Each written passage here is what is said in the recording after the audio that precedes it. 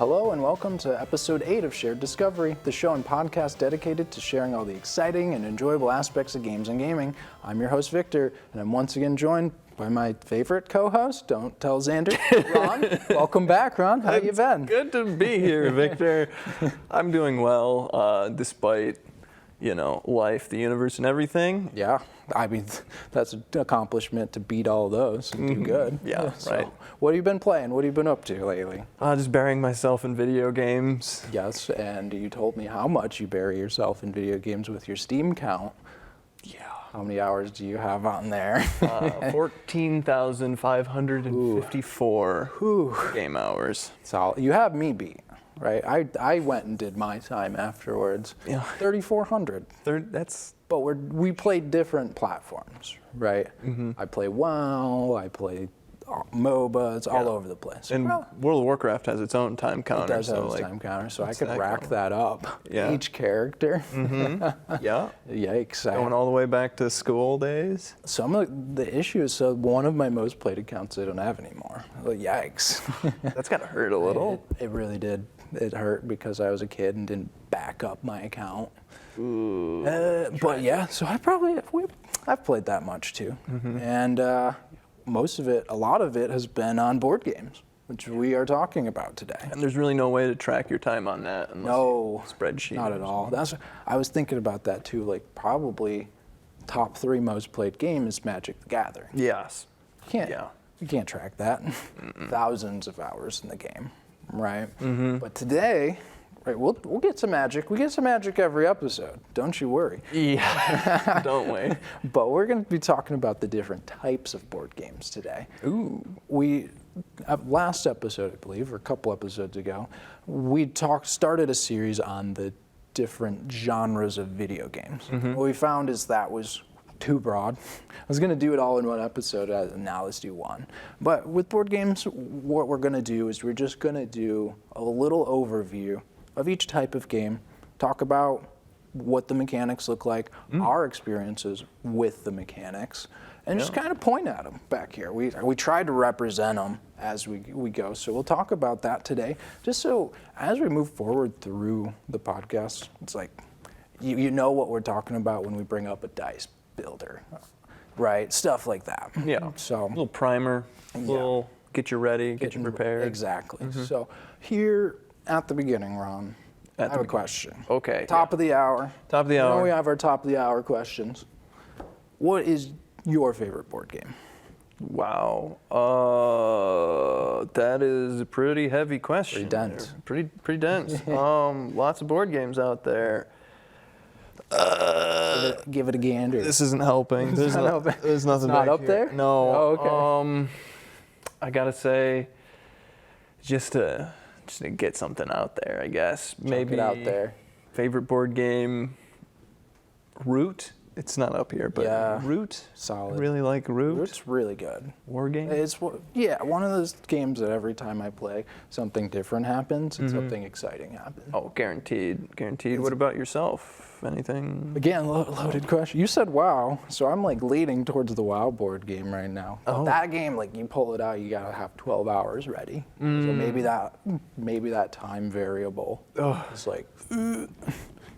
But I mean, the real answer is, if we count Magic the Gathering as a board game, I would count it. Let's be real. Count it, yeah. So that's the real answer. I think that's my real answer too. To be honest. Just like I don't know. I haven't seen anything that really holds a flame, a candle. I know, but if we're talking about a game that actually has a board, I think of like, what is it, Betrayal on Haunted Hill? Is that what it's That's fun, where you make the board as you go along. You make the board and you explore the mansion as you go. Yeah, I really like that one a lot every time I play. It's got that party game feel, and like somebody is like a secret traitor, which is really interesting. It makes for a super dynamic game because there's phase 1. We're not talking about Betrayal, but you're all allies and then you're not. So that one would be really high for me. Yeah. So we'll talk about more specific games, but let's get into some of these categories.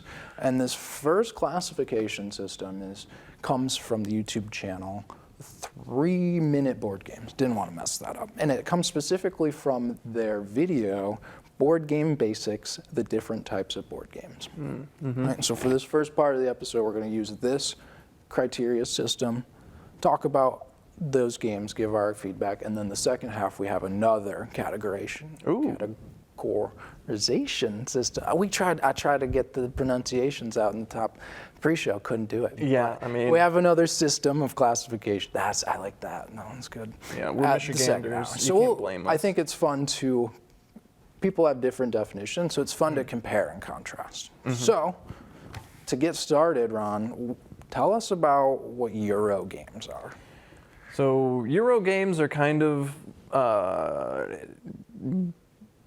coming to America a bit more these days. It started in Germany with Catan. Oh, really? And since then it's just exploded. There's whole expos and award shows now and all sorts of stuff. But essentially what a Euro game is an abstract, like low luck, more skill-based type of a game where you're not really rolling dice. There's limited conflict and low player interaction. Doesn't mean there isn't any, like in Catan, the very first Euro game, essentially. There's plenty of you can interaction. interfere with the way people are You can trade, you can move the bandit around to interfere with people's resources, and but in Catan, you're not rolling dice. there are dice. There are dice? For moving the bandit around and yes, for that's like resource production. I see. Wow, I messed that up. Yeah, that's fine. But it's like a low level of Very low. randomness. Your choices matter a lot more than the dice. Right, because the game also, Catan, for example, Catan, it presents to you very obviously what is most optimal dice rolls, what is going to come up most. Since with 2 dice, you're not going to get ones, it's going to lean towards very specific numbers that are in the middle of the pack, say like 7, 8, 5, 6, those numbers. So then it highlights them on the boards, and so you always know what the most optimal moves are, and that everybody is trying to sort of knife fight for these positions, and then the bandit cancels out production in a certain area, so you just move the bandit in and then shut down those high-paying regions, right? So that's the level of interaction. That's the randomness. Yes. Solid. But it's low, and your player skill, your decision based on what you know the optimal skills are, that matters more. Oh, for sure. The most in the game. Yep. And what you see with these Euro games is they tend to lead more towards wooden pieces over plastic pieces, or like meeples, as we call them, like little wooden little dudes. Who doesn't love meeples, right? Yeah. And they focus on mechanics first.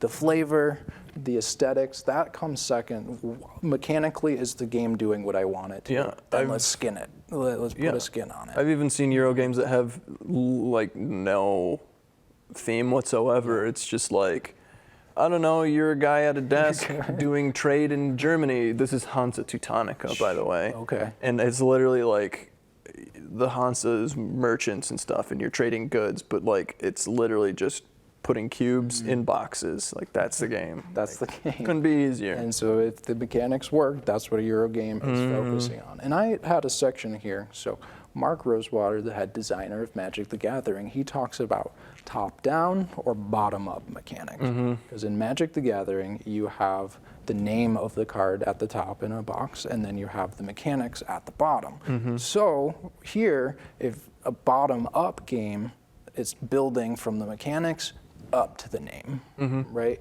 And then a top-down is like, this is our name, this is our flavor, right? So you have the name, the artwork, and then the mechanics. So you're going top down and saying, this is my creature, this is my aesthetic, my theme, what mechanics fit for this. Right. So top down or bottom up. Yes. Right? So as we move into the next category, right, Ameritrash games, these are going to be more top down games. That's an offensive name to me personally. It is. Are you saying I'm trash because I'm American? Where does this name come from, Ron? This comes from the people playing Euro games, essentially. Really? This is like European perspective of American board games. They see all of the theme and all of the like take that mechanics and like high interaction and high luck based and rolling dice, lots of dice. Like Lots of dice. Warhammer has tons of dice, and you know, the World of Warcraft game is about building a bank of dice. You can roll up to 30 dice in a turn. And like that's That game. pretty satisfying, It right? is. But that leans into that high luck, high Randomness. randomness Absolutely. theme. Yes. Theme first. Theme first, right? Right. So like think about World of Warcraft board game. Is World of Warcraft. How do we make mechanics that fit what World of Warcraft is, right? So you're going top down. We know that it's World of Warcraft. This is the artwork. This is the world. What mechanics fit for that? Yeah, exactly. So Ameritrash, as opposed to Eurogame, again, it's a pretty charged name, but a lot of people that like insulting. Ameritrash games are like, yeah, we do play. And we know we're trash. We know it. And we love it. Right, but a lot of game scholars and will say like, it's the name that's stuck, but if you enjoy this game, these styles of game, which we'll always say here on the show, play it, no problem with it. So they're going to have more of the plastic pieces, the miniatures that you'll see, right? They love dice, they love random elements. Bling, I like to call it. Bling. Those miniatures are just straight bling. Oh yeah, you I know? got a lot of bling behind me here, but we'll save that for the Kickstarter section. Yeah. And high player conflict. Oh yeah. Right, the game from the beginning, you're often not going to be able to move or think without thinking how your move is going to impact someone else. Oh yeah. Right? Risk is a classic example of just, it's all about interacting with other players' pieces and knocking them out and rolling dice. Like, it's literally all it is. That's it, right? And so that high player conflict is what the Euro games are like. And we'll have a little, like Catan, we'll have a little, we'll interfere a little, but otherwise, what am I doing? Right. Okay, so we talked about the Euro versus Ameritrash distinction, but what's the fusion? What's a hybrid game? What happens when you combine those elements? Yeah, that's exactly what it is a hybrid game is a combination of the Ameritrash, I'm never going to get over that name, and the Euro style game. So it'll have, say, engine building or aspects of it that are low interaction and low luck, but then there are parts where you can interact with players, say Scythe, for example, where you can interact with players, and then when you start interacting with players, that's where the luck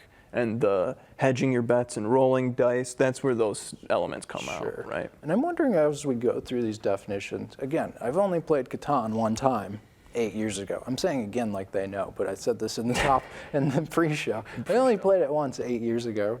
I'm wondering, would Catan fit that hybrid category with the player interaction you were talking about? Yeah, that's actually a really good point because a lot of people are kind of like, hey, wait a second. It kicked off Euro games is like a thing, but it's not really. Not exactly Not really purely a Euro, yeah. Okay. Yeah, it's definitely a hybrid game. You're spot on with that, yeah. Nailed it. Nailed it. We got there.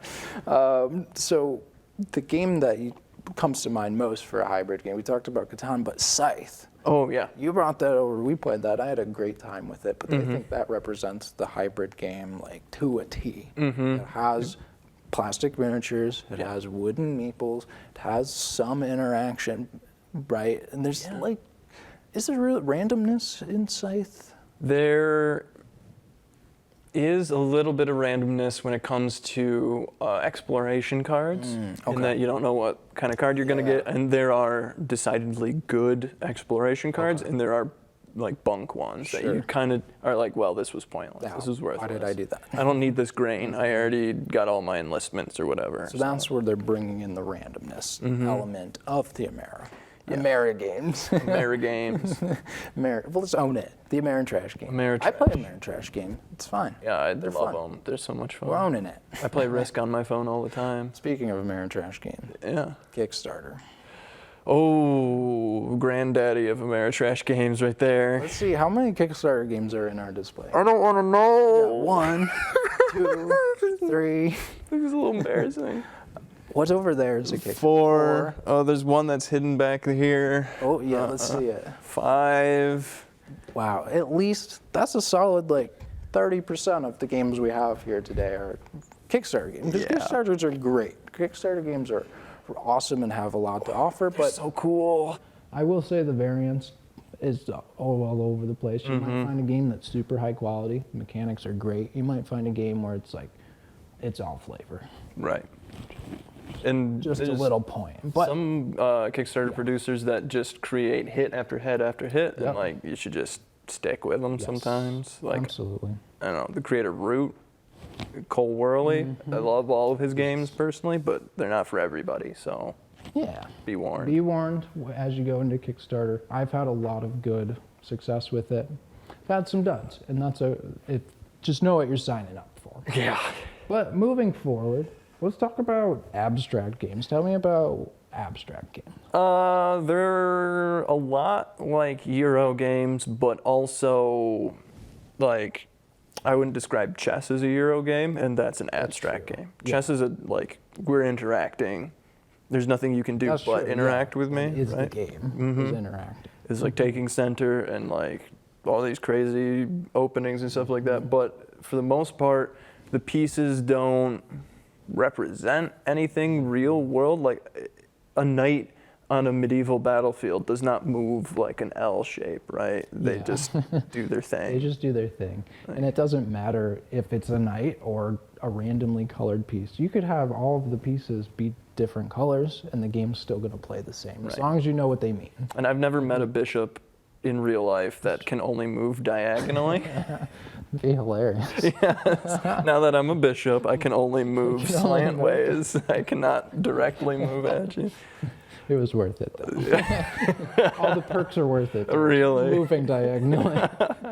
So like you said, chess, Go, Abstract. you know. checkers. And it doesn't matter if you have, I keep saying Rick and Morty because it's hilarious and they put Rick and Morty on everything. If you have Rick and Morty chess, it doesn't matter. It's going to play the same. Yeah, the Morty piece isn't gonna be. It's probably just a pawn. It's just a pawn. Oh, that's so true. Yeah. But so that's the abstract game. They stand alone without their theme. Right, and a lot of Euro games are abstract because like the theme is just tacked on afterwards, and literally has nothing to do with it. A great example would be Yellow and Yongtze. Ooh, we're not historians. I had someone tell me how to pronounce that Okay. once, but I forgot. And it's just a tile laying game. Sure. That's like about the beginning of civilization in the Yellow and Yangtze River Valley, and that has absolutely nothing to do with how the game plays. It's just tile laying. You can take that away, have meaningful tiles, it's going to play the same. Yep.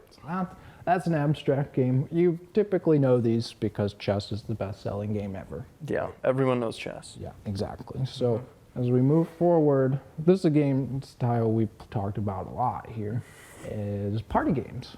You got Throw Burrito, Werewolf, A lot of card games or party yeah, games. Exploding Kittens, right? So these are light, simple, easy to learn rules, right?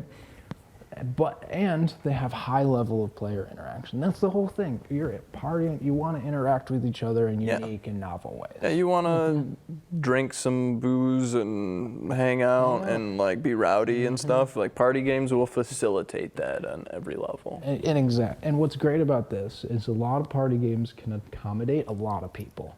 Yeah. Right? Some can accommodate up to 20 plus people. Oh yeah. And so that's perfect for a party setting to getting everyone involved.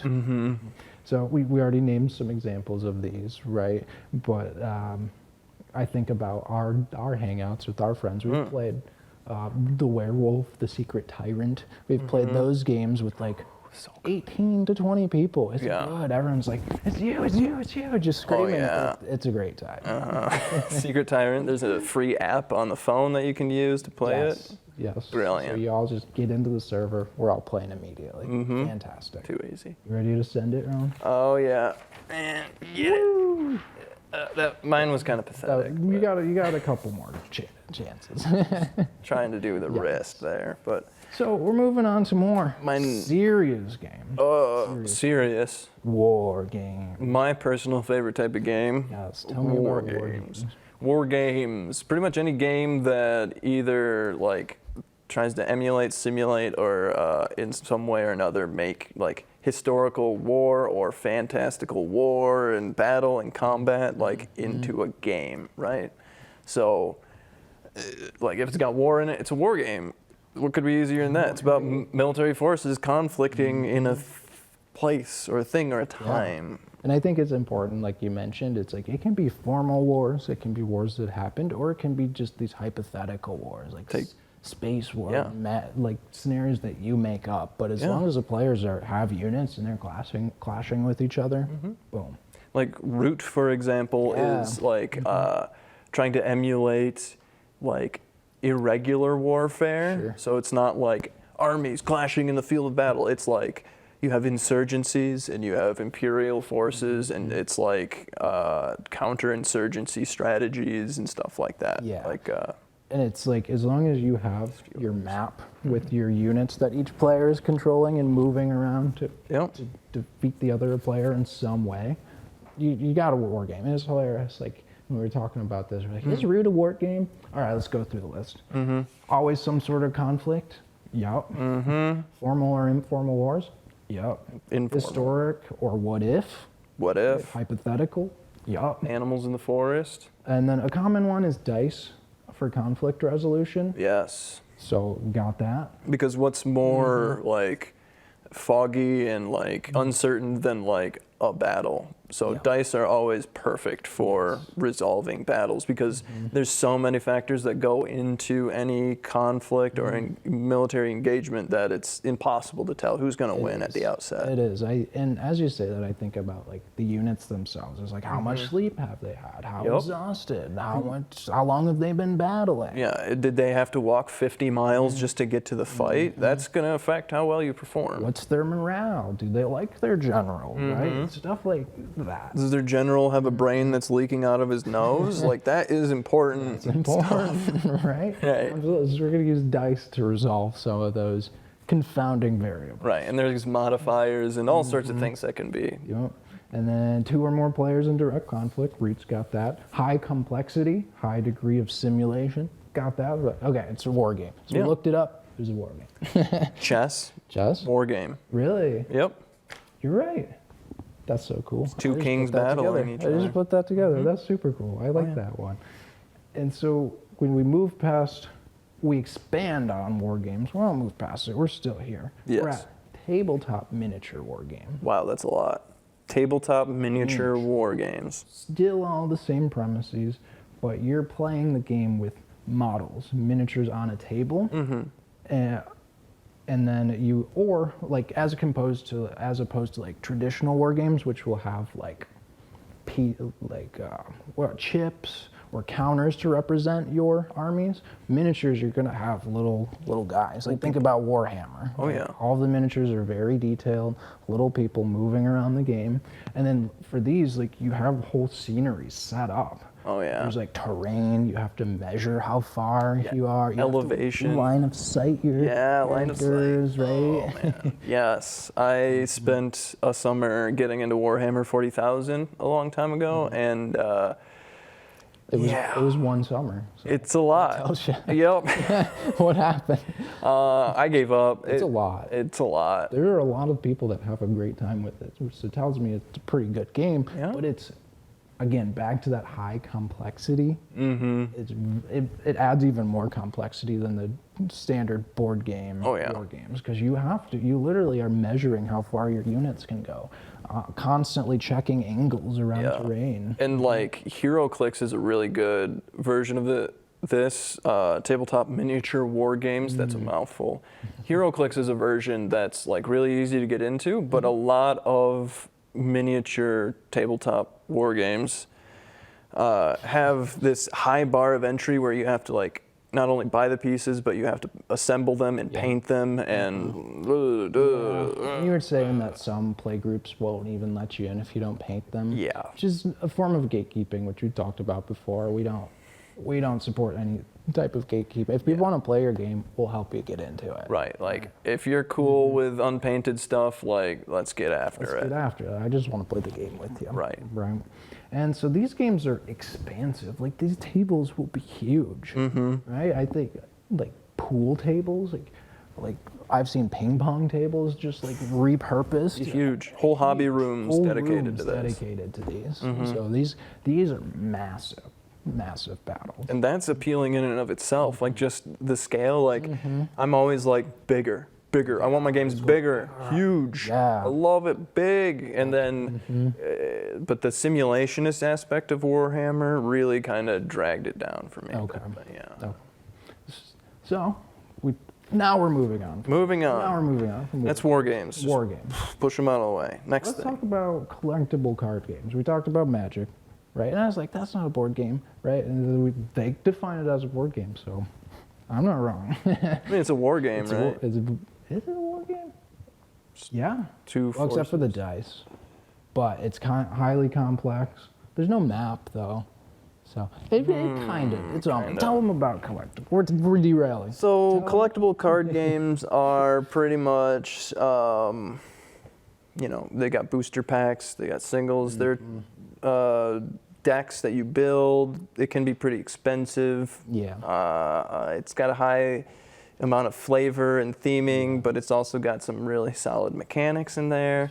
And they're meant to be traded, and like you buy a pack, you open it up, and you see, okay, I need this, that, and the other thing, but I can trade for other stuff with other people, and they're very like commodified like that, like really fun tournament play. There's a lot of tournaments that are associated with collectible card games. Yeah, and it's like I think randomness in getting the cards is really the name of the game here. That applies except for in living card games. Yes, that's the comparison here. So like collectible card games, you're gonna get a pack, and you're gonna have an idea of what 300 cards you could get in that pack. You'll get 15 of them. Think about Magic, you'll get 15, but some card games will do like 5 to 20 card booster packs, but they're gonna be random. You have an idea. But living card games, when you buy a pack, you know exactly what cards you're getting in them. Like Netrunner or Legend of the Five Rings. It's just, here is the list of cards that you're going to get in here, and it's your job to take these cards and make something that you like, or something that is effective, or that you want to play with. Because just like in collectible card games, they'll have themes, they'll have like strategies and specific ways of playing. Like in Netrunner, you can be a corporation, or you can be a netrunner that is trying to break into corporations, and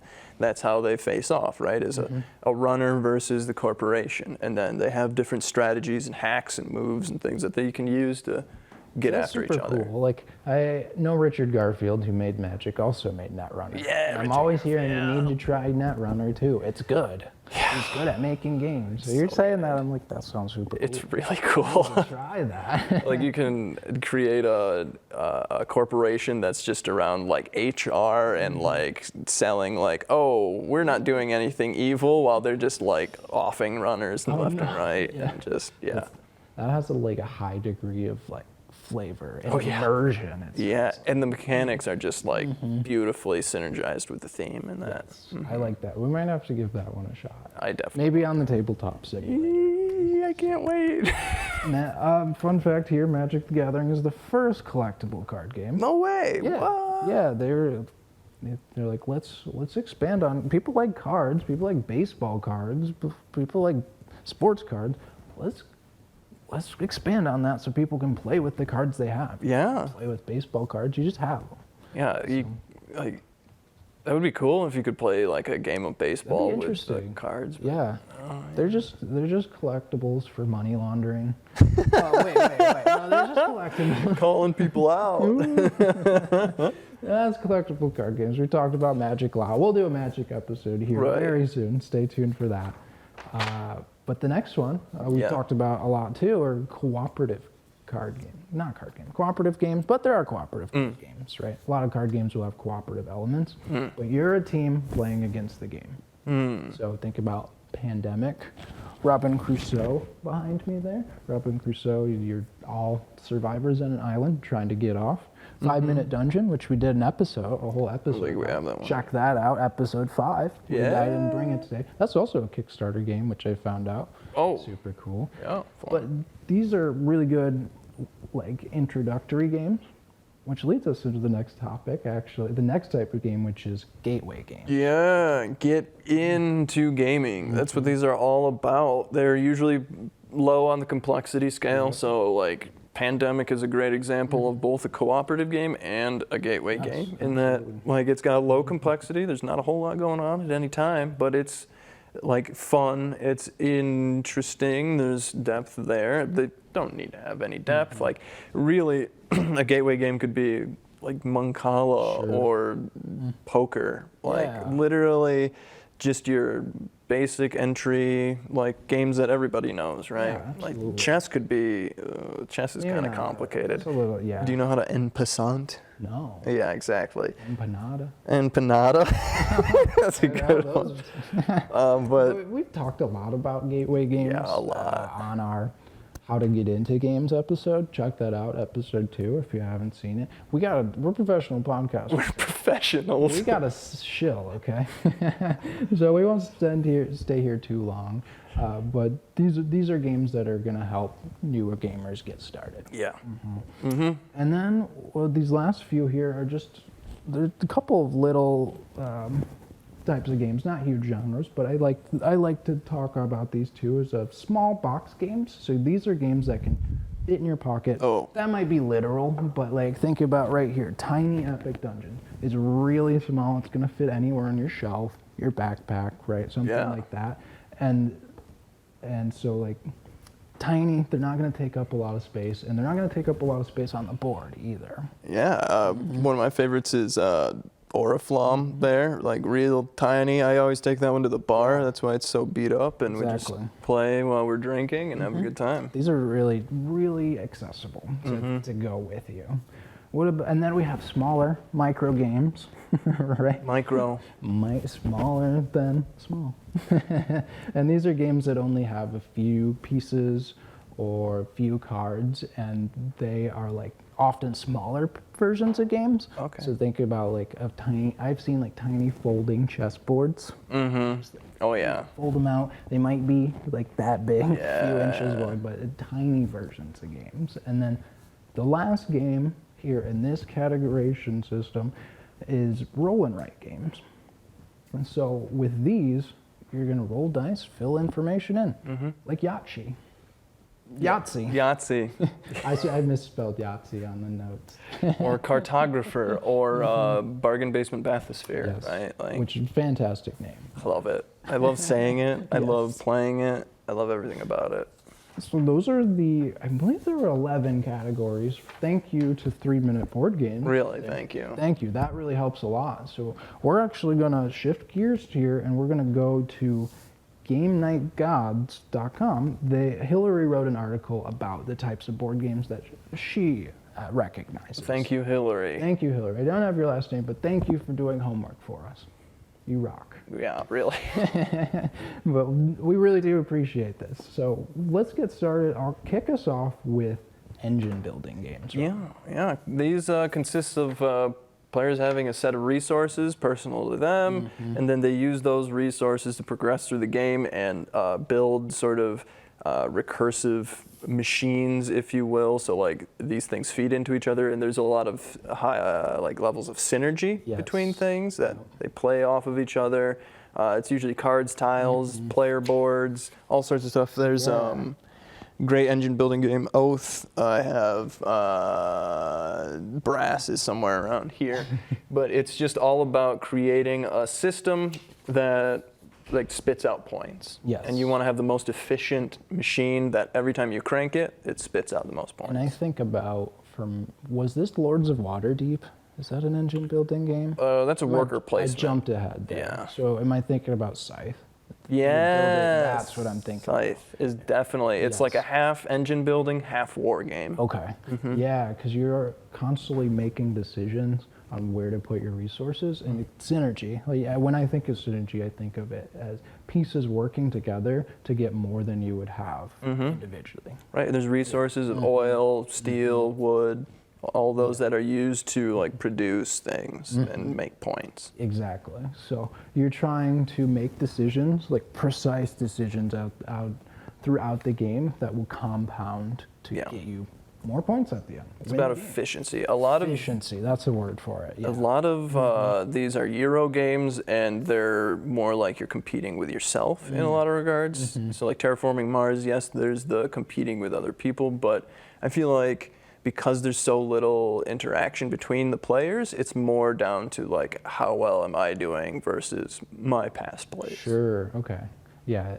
Yeah. Because it's like the interaction is like a lot of them you're not interacting. The whole game that we played of Scythe the first time, we didn't interact at all. You don't have to. It's a big board. You don't have to. It's a big board. I'm just like, okay, how do I maximize what's in front of me? It's like, I don't care what they're doing. I'll care at the end. Right. Is that it? Yeah, that's the end for this sheet. All right, send it. Send it. That was better. I like that one. So a couple examples of these. We talked about Scythe. We have Wingspan. That's the bird game. I don't know what it's about, but it shows up everywhere. The theme and the mechanics have nothing to do with each other. Okay. It's a straight up Euro. Straight up Euro, just put birds on it. Okay. It's a machine building synergy. Just go. Everdell, I'd say. It's a big tree. Big tree. I looked at that one up. That looks super cool. Like you literally build this standing tree to put your cards on, to put cards that you get resources from. I like that. Yeah. Those are a few examples. We're gonna move on to one of my favorite types of games are deck building board games. Oh, I wish there were more of these. They're so good. The very first deck building game was Dominion. It came out in 2008, which was crazy to me. I'm like, these are so popular now. It's so recent. Yeah. That's amazing.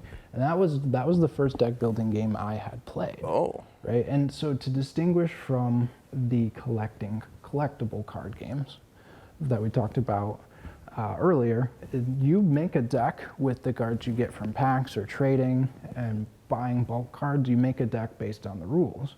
And you're getting them from all different places. But in the deck building game, you crack open the box, and then the whole game is contained in there. Yep, it's kind of like a living card game, but living card games usually have the whole like head-to-head element in them. And this one is like, it can be like Dominion, like 4 players, like as many players as you have like expansions and cards for, and same with like Star Realms. It's just like, I've played Star Realms with like 6 people, and it's deck building, but it's more like Magic in that it's like head-to-head and battling and stuff, whereas Dominion is more like you have to have a certain like number of cards or victory points in your deck, and then you win the game. Yeah, you're trying to collect those victory points throughout the game. So what you're going to do is typically in every deck building game, each player is going to start with the same or slightly different starting deck. Think about Dominion. Everyone starts with the same 10-card deck of effects that are relatively small.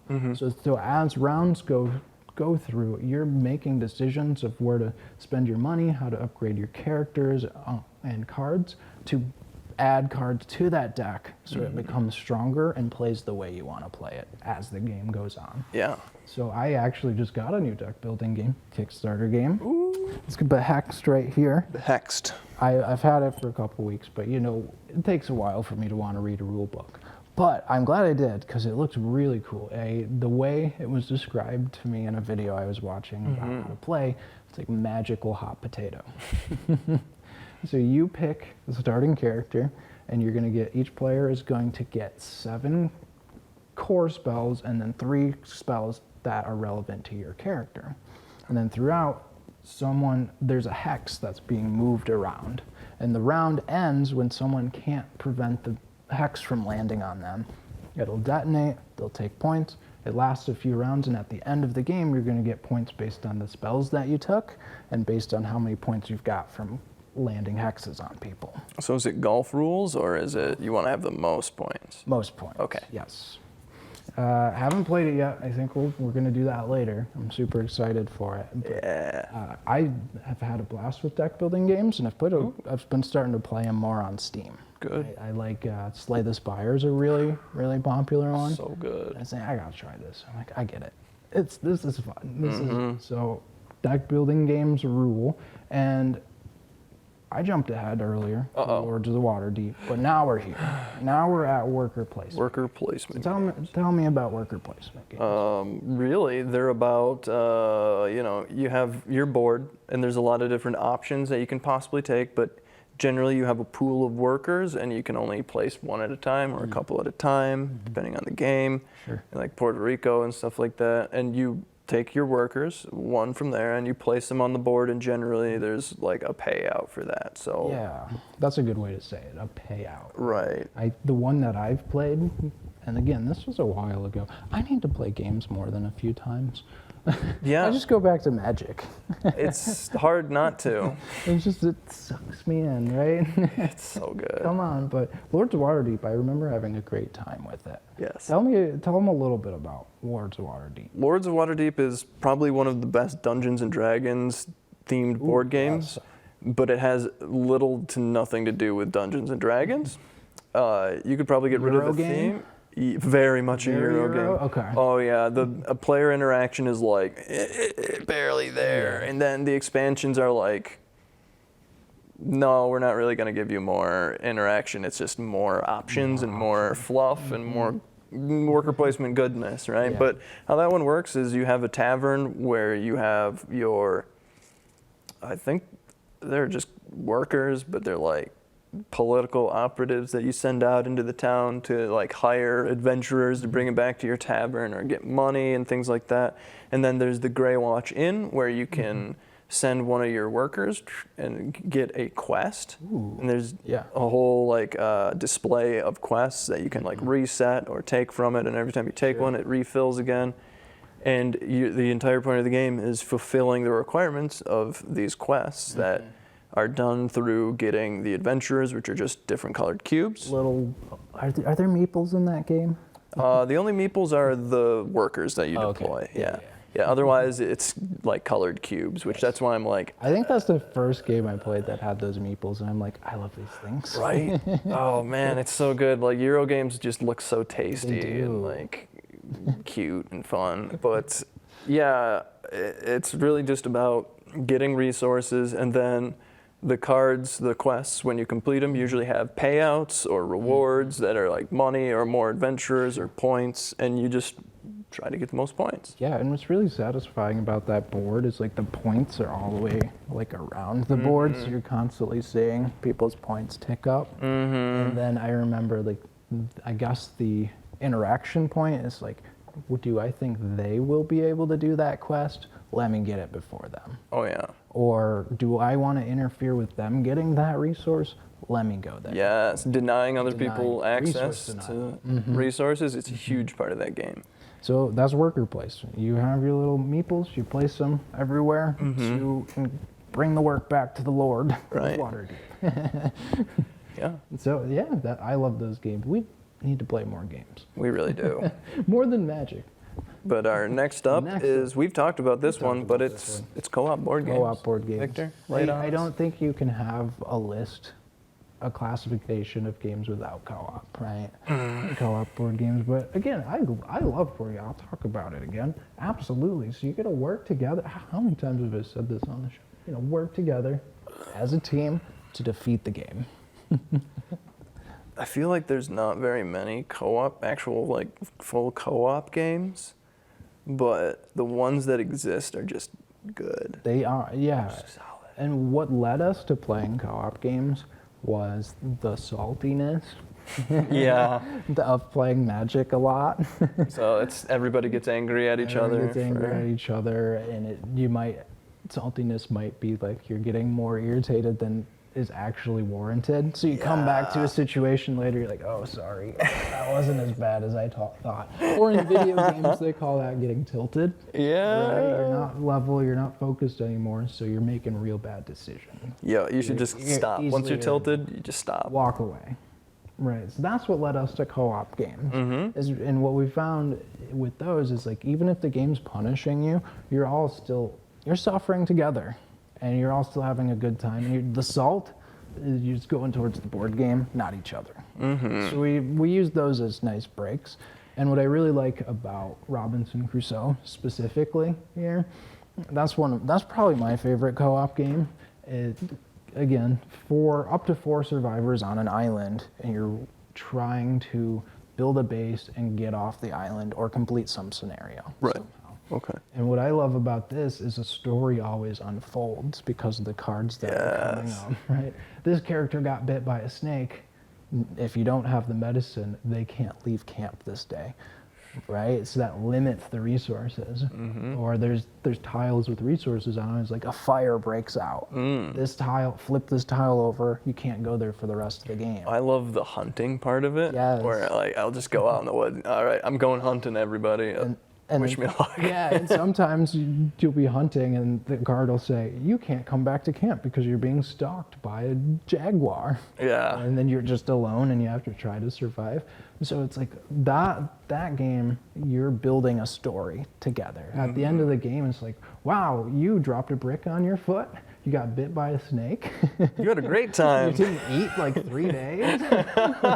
Wonderful time. What happened? So those are great because it's the saltiness is going towards the game. Right. Something a little more abstract than you did this thing to me, and now I'm To me. angry. Yeah. So those are co-op games. We've talked about them ad nauseum. We're going to move on to social deduction games. We talked about these a little bit too. But tell us about social deduction games. So social deduction games require players to uncover each other's hidden role or team allegiance depending on their actions throughout the game. Social deduction games rely heavily on seeing who you can trust Yes. and voicing your suspicions about other players. So like think about Secret Tyrant or Werewolf or Battlestar Galactica or that new Alien game that came out. Nemesis is the spin-off of it. But it's like, oh, there's an alien on the ship, and then everybody is trying to run away from the alien, keep the ship running, or they all have secret roles and stuff that you can get, and or you have to make sure this player doesn't make it out alive, and you have to escape the ship before the alien gets you, but you got to make sure this guy dies. Like real fun stuff. Fun stuff. Yeah. And think about these games have even moved online. Everyone's heard about Among Us at this point. Oh yeah. Right? Where there's I haven't actually played Among Us, but there's a traitor amongst us, and they're probably sus. They're an alien. They're an alien. They're sus. But the big premise of these games is that the game will secretly make teams, and you, with your words and the actions of the players that they're making, so it rewards knowing the people you're playing with. Oh, this person's acting sketchy. It's like, how did you know? You'll hear that a lot. How did you know? It's like, well, you did this thing. Yeah. You never say that. Yeah. I've been friends with you for this many years, and you never say that. Yeah. Dang. There's even like ways to play where you're just out in the open, like I'm the bad guy, like I'm gonna announce it right now, and then that even throws doubt into people's minds. Like, are you actually? Yes. Like, I've used that strategy. I'm like, yeah, I'm the tyrant. That's me. whatever. Come on. Who's helping me? Right, and in Secret Tyrant's case, there's like people that are on the side of the tyrant that are secret roles. Yes. And so they know who each other are, but they don't necessarily know who the tyrant is. So, you like let people know and they can rally around the flag and help you out. Around you, but you always have to be careful. Yeah. You gotta be careful with this because it's like the mob can turn against you. Oh, So easily. information control is huge with these games. Oh, yeah. We're on to role-playing games. This is huge. I love role-playing games. Yeah. That's another huge hour sink for me. Yeah. It's Dungeons and Dragons, And these specifically, Shadowrun. What the distinction that I found here, and I'll just read it, is just that role-playing board games specifically are for players who don't have time to devote hours and hours to a D&D campaign. Ah, that makes sense. So you can shrink down that experience into like 2 to 4 hour board game experience. And right? like with the rest of these, there's a lot of overlap with role-playing games. Like you could be role-playing as like a wizard or something in a game that's not really specifically about role-playing, but there's this role that you are actually playing. Like Oath, I would describe as a type of role-playing game because you're just like creating these stories and you're pretending to be like politicians and people that curry favor and power in a realm, and like you're like trying to get into that mindset, you know? Absolutely. People. Yeah, you're trying to embody the character that you're playing. And I think about the World of Warcraft board game. Oh yeah. At the beginning of the game, you choose 2 characters who have a race and a class, and that will completely shape how that game goes. And it plays similar to WoW. You're gonna, if you've played World of Warcraft before, you're gonna be like, oh, I know that mechanic, I know that mechanic, I know that mechanic. But you don't have to play thousands of hours, hundreds of hours to get the full experience. You can play, the board game's still a long one, because WoW's still a long experience, but you can get it in 8 hours, like, I'd say 4 to 8, depending on your, how far you know the game is. But that's like much shorter, much shorter than what WoW is, what you need to do to get the full WoW experience. Oh my lord. Video game experience. Yes, so much so. So the D&D board game is, it's called Dungeon, exclamation point. And this is, again, a simplified version of D&D where you take on a class and you move through a dungeon. So if you don't have time to invest in, like, there's so much that goes into D&D. So much. Making your character, learning the rules. It's like a job. Finding time to have sessions. And it's like, that's great if you can do that. But if you don't have time to do that consistently, you're not going to get the full experience of D&D, which makes these RPG games really great for that. Yeah, it really helps you actually get to the table and like have some fun instead of like, well, I planned out this thing, but nobody can get together this month. But exactly. It's beside the point. So we've talked about games a lot that have dice. Tell me about games without dice. A lot of these, a lot of like Ameritrash games have dice because the high luck, they're usually about war, stuff like that. But games that aren't really necessarily about war or don't really want to have that luck factor in there, they're more resource based or like engine building type of stuff. They can just be card driven or usually card driven, or you're just like worker placement where you're putting a worker on the board. There's no dice involved in Lords of Waterdeep. Concordia, which is right here. Concordia. This one is a great example of there's no dice in sight. It's just cards. It's a hand building game where it's like a deck building game, but you can always see all of your cards at all times, and you get to choose from this bevy of cards. You feel so rich when you're playing it because you're just like, pour these resources on me. Yes, I'm going to play this card. I'm so rich. Oh, sail my boats and traders around, right? Yeah, build some houses, build some trading posts, whatever. I don't care.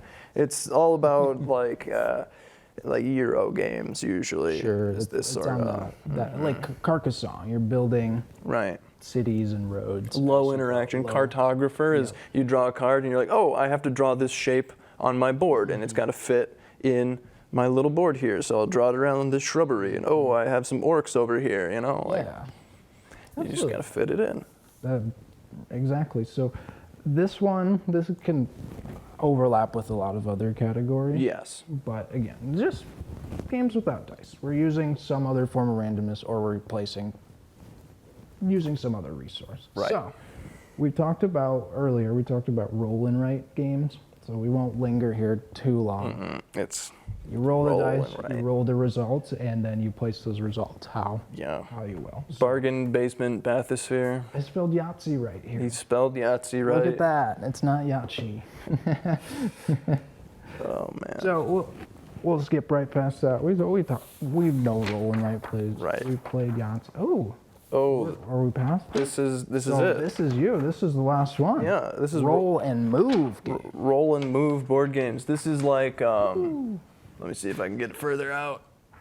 The air in did here is it. bad, You did I it. think, but yeah, I did it. The air is stale. It needs moving around, but We'll the move it. roll and move, when I think of roll and move, it's just what it says. You take some dice, you throw them, and then you move either a character piece or some scales or resources or something around. Like, first thing that comes to my mind is talisman. Talisman. And roll and move, because that's all you do in the game is you roll and move, and then whatever space you land on, something happens to you. You don't really have any agency. I guess we'll talk about that in the next episode, but is that a game?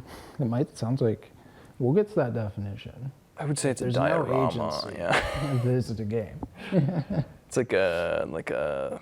The modern royal game of the goose. Yeah, oh God, I don't want to think about Jumping that ahead, sorry, more than I we'll have save- to. we'll Save that for next time, for episode 9. So bad. Super simple. One that you might think of. This isn't rolling, but it's still essentially you're using a deck to roll. Candyland. Yeah, I mean, Shuffle the deck. You draw. You go to that color. it's like a random number generator. That's all dice really need to be. Exactly. That's the deck in Candyland. Once you know that, like Candyland is like an amusement park ride. You're not going Yeah. off the tracks. You're just going in a straight line that might curve. There's But one decision, right? You can take the shortcut, which really isn't a decision. Always take the if you want to shortcut. win the game. Yeah. So if you shuffle the deck, you know what's going to happen. So I guess that's different than the roll and play games. At least you can't just look through the deck and know how it's going to play. At least you roll. There's going to be some difference. You don't get to choose, but it's going to. You can't know who's going to win. for sure. That wraps it up. Thank you to 3 Minute Board Games. Yeah. And what was it? Board Game Gods? No. Uh-oh. Tabletop Gods. Uh-oh. Thank you, Hillary. Thanks, Hillary. So we asked at the beginning, what is your favorite category? Didn't I? We asked what your favorite type of game is. So now that we've gone through these, what do you think your favorite type of board game is? Oh, man. Now we have the language for it. I'm probably stuck on like war games or hybrid games. You know, I'm a real big fan of Euro stuff, but I feel like it's better when it's mixed in with some Ameritrash elements. Like I love my Ameritrash, just throwing some dice. You know, nothing beats It just feels good. Yeah. You're in that hybrid. Yeah. Category. Okay, I dig that. I think co-op games are always super fun to me. I love experiencing the game together. Yes. I love those social aspects that I've talked about on the show.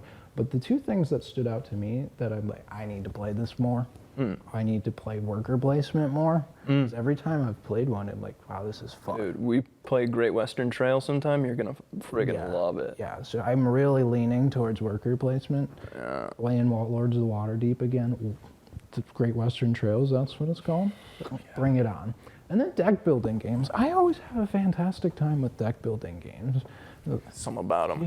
I love shuffling. A lot of people don't love shuffling, but you're constantly shuffling. Constantly shuffling. It's half the game, really. That's half the game. So, well, that's it. That's it. Thanks for coming, Ron. Yeah. This is a good episode. Good to be I learned here. a lot. Me too. So, as we wrap up, just start sending us your listener questions. We want to spend this time right here answering your questions. And you can send us those listener questions. You can send them to shareddiscoveryshow@gmail.com. We want to do a big shout out to BCTV for allowing us to put on this production. This is fantastic. Thank you so much. Thank you so It's a much. dream come true. So, let's sign it off. So thank you for joining us on episode 8 of Shared Discovery. As we close, please make sure to be kind, have fun, play some games, and we'll see you next time. Send us off, Ron. Riches must be divided, but real wealth can be shared. I love that. Thanks for joining us. So long. Bye.